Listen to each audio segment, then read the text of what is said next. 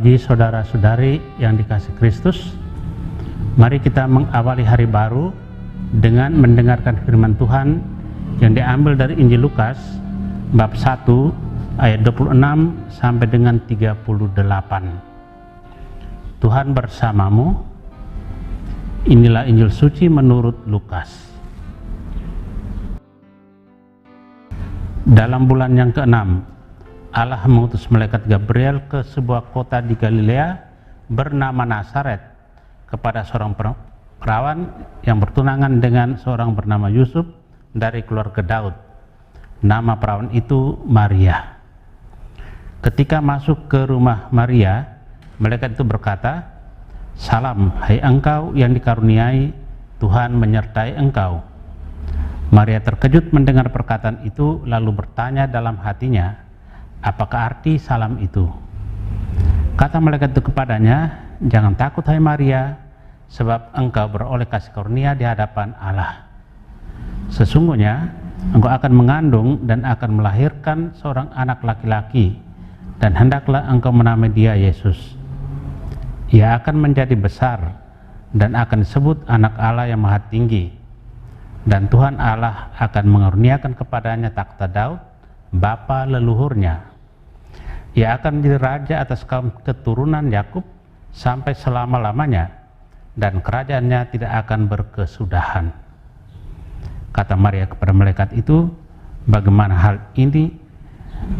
hal itu mungkin terjadi karena aku tidak bersuami?"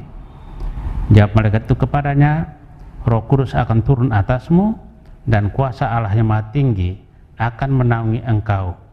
Sebab itu anak yang akan kau lahirkan akan disebut kudus, anak Allah. Dan sesungguhnya Elisabet sanakmu itu pun sedang mengandung seorang anak laki-laki pada hari tuanya. Dan inilah bulan yang ke-6 bagi dia yang disebut mandul itu. Sebab bagi Allah tidak ada yang mustahil." Maka kata Maria, "Sesungguhnya aku ini adalah hamba Tuhan.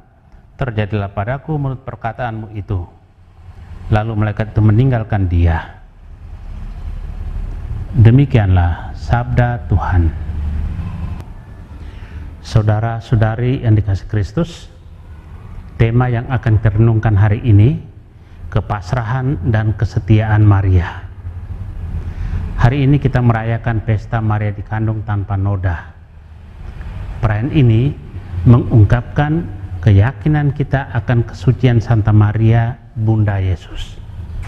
Keyakinan ini didasarkan pada rahmat Allah sendiri yang menghendaki dan mempersiapkan Santa Peran Maria untuk melahirkan Yesus.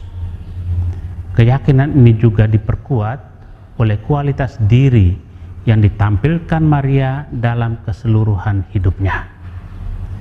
Ia seorang yang sangat rendah hati, yang menghayati hidupnya sebagai hamba Tuhan, yang menjalani hidupnya dengan tujuan untuk menyenangkan hati Tuhan dan melaksanakan kehendak Allah.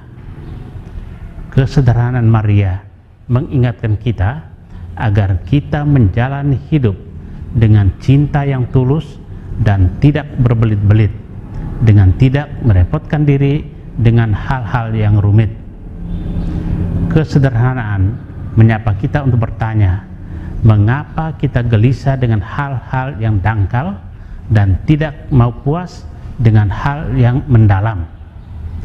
Mengapa kita tidak mau mencukupkan diri dengan apa yang ada sekarang ini, sehingga kita dapat memberikan apa yang seharusnya kita berikan kepada sesama? Saudara yang terkasih, Injil mengajak kita belajar sikap pasrah pada seluruh rencana Tuhan, sebagaimana tunjukkan Maria, bunda kita.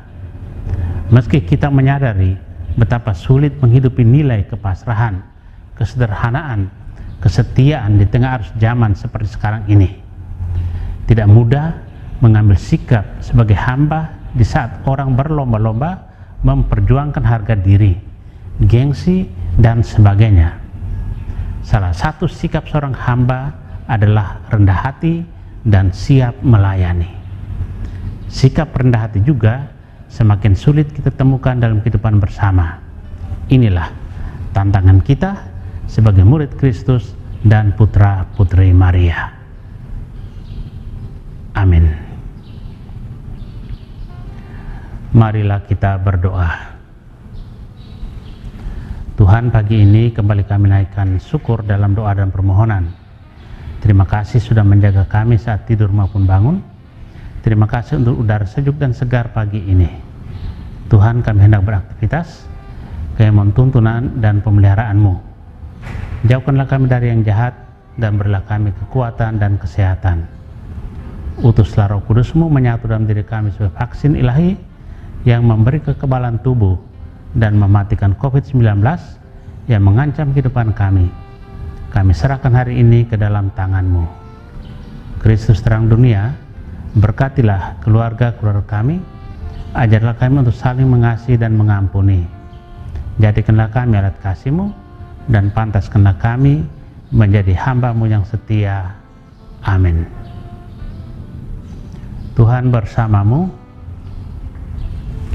Semoga keluarga kita, orang-orang yang terkasih dan doakan, setelah aktivitas kita hari ini dilindungi, dibimbing, dan diberkati oleh Allah yang Maha Kuasa, Bapa dan Putra dan Roh Kudus. Amin.